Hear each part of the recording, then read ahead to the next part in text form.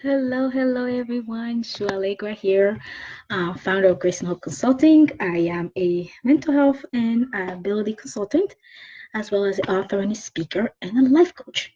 So today's Thursday, and if you followed me last week, you probably heard me talk about the group that I'm doing for teens on dealing with your feelings. So last week, what we talked about was naming your feelings, actually giving them a name, like a label, what it's called, not just, saying I feel bad, I feel blah, but literally giving yourself permission to use those words for saying I'm mad, I am sad, I'm angry, I'm anxious. It's okay to use those words. And we also talked about how there's no good or bad feelings. Feelings or emotions are just what we're feeling inside, and it's okay to let it out as long as we're doing it in a healthy way. So it's not what we're feeling that's necessarily an issue. It's how we share with others, and sometimes how we react to it, how we decide to expose those feelings is something that gets us in trouble or in unhealthy situations. So today, then, with the teens, we're talking about what's hiding underneath. And I figure, hey, why not go back here again? I was reading about computer. I said, not just the teens are not the only one who need this. Adults need this as well. So I'm hopping on here to ask you, what's hiding underneath your feelings? Because what happens again, feelings are like an iceberg, behavior is an iceberg, that's how I look at it. It's communication, but it's also an iceberg. Because what happens is people only seeing the tip of it. They might just seeing the anger, but they might just see the anxiety, they might just seeing the fear, whatever it is that's visible. But nobody sees what's underneath that, what might be hiding underneath those feelings. So, for example, if you are feeling anxious, some people might be pacing back and forth. Some people might get really agitated. Some people, literally start sweating, or the palm will start getting, clumsy and stuff. Some people get headaches from anxiety. Some people get stomach ache, from anxiety. So those physical manifestation are all what's visible, or that even sometimes we communicate to others, but nobody can actually see what's hiding underneath that feeling of anxiety, right?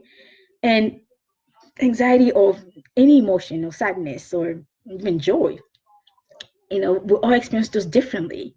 So I want you to start thinking about what's hiding underneath your emotions. If you're sad, why are you really sad? Can you pinpoint what might be causing this sadness? It might just, oh, I'm sad because, I don't know, my friend passed. Like one, maybe if someone you love passed away.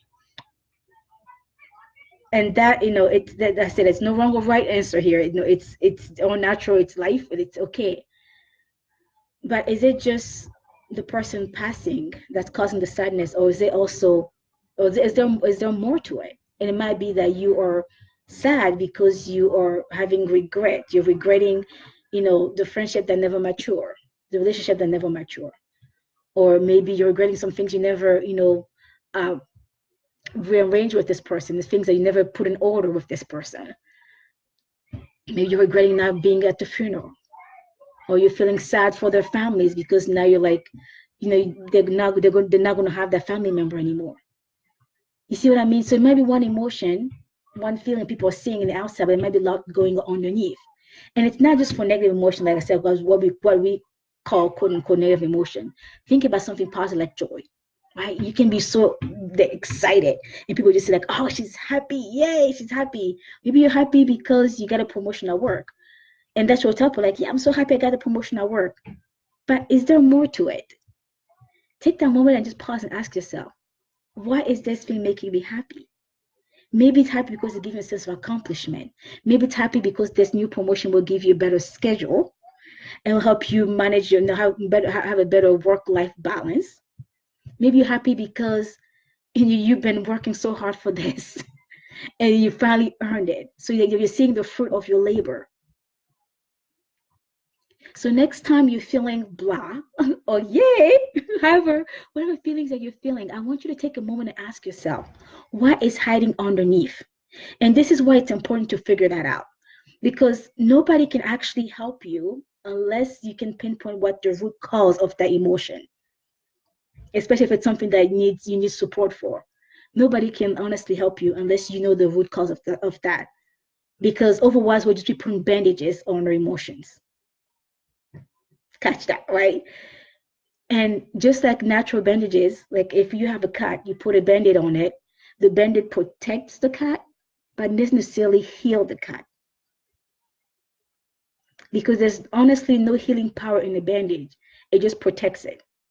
So when you are dealing with emotional wounds or emotional issues, and you just keep pushing and pushing and pretending that you're okay, you might be putting a band-aid on it to protect yourself against feeling hurt again in the future. Maybe put a facade that, the way we talked about today, like this mask that we wear to look tough, to look that we're strong. Nobody can, bring us down. It's okay to be strong, but be truly strong. Don't pretend to be strong because you don't want to deal with what's going on inside. Right? So when we put those bandages on, the bandages might be this illusion of protection. It's maybe protecting you from being hurt again, maybe protecting you for people from seeing what you're going through inside. By the same way, you're not actually healing, because the bandage does not heal. It does not help you. It protects you, but it doesn't really give you true healing. So unless you start peeling those layers, and letting yourself, giving yourself permission to feel those feelings or whatever it is that you're going through. It can be joy, it can be sadness. Unless you give yourself the permission to feel those feelings, you're never going to mature to the other side of it, if that makes sense. So if it's something that you need to work through, unless you process it and work through it, you're never going to reap from the benefit of being at the over end of it.